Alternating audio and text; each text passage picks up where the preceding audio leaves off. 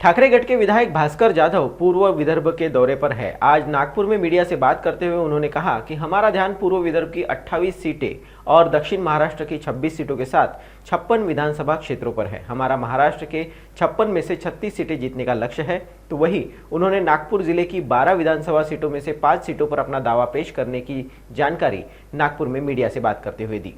28 जागा ह्या मला पूर्व विदर्भामध्ये दिलेल्या आहेत आणि पश्चिम महाराष्ट्रामध्ये सातारा, सांगली आणि कोल्हापूर अशा 26 जागा माझ्याकडे दिलेल्या आहेत।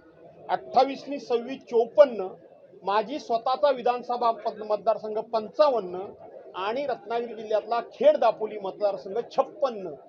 तूर्त मी 56 विधानसभा मतदारसंघावर लक्ष केंद्रित केलेलं आहे आणि त्याचा निकाल लवकरात लवकर लागावा असा माझा प्रयत्न आहे। 56 मध्ये तुमचं किती टार्गेट आहे? काय निवडून आणण्याचं? 56 मध्ये किमान 36 जागा निवडून आणण्याचं आमचं टार्गेट आहे। उद्या आमचे पक्षप्रमुख आदरणीय उद्धव साहेब येणार आहेत। कळमेश्वरला जो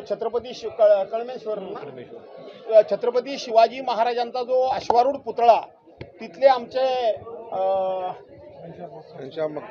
घमशान मक्कासरे यांच्या संस्थेमार्फत जो उभा राहिलाय त्याचं उद्घाटन उद्धव साहेबांच्याच हस्ते व्हावं असा त्यांचा आग्रह होता। त्या ठिकाणी उद्धव साहेब येत आहेत। मी आता ह्या सगळ्या पूर्व विदर्भाची आढावा बैठक संपल्यानंतर तुम्ही बघताय हजारो लोक आहेत। घोषणा लोकांना दाखवता की नाही पूर्व विदर्भामध्ये शिवसेना नाही म्हणणाऱ्यांना शिवसेना काय आहे ती, आणि म्हणून उद्याच उद्धव साहेबांनी जर वेळ दिला तर पूर्व विदर्भातल्या जागांचा आम्ही जागा कुठल्या लढवणार उमेदवार नंतर याचा निर्णय टेंटेटिव्हली मी करून घेईन।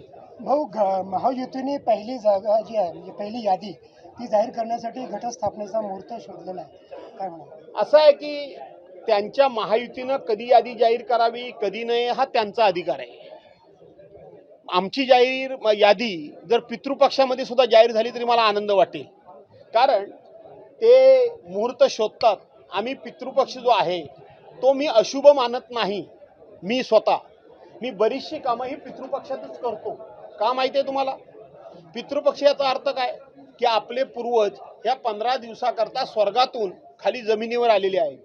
आता ते जमिनीवर आलेले असताना त्यांच्या उपस्थितीतच चांगलं काम केलं तर बरं आहे की नाही? त्यांना वाटेल की नाही आपले दिवटे काय काम करतायत ते, आणि म्हणून मी हा काही महिना अशुभ समजत नाही।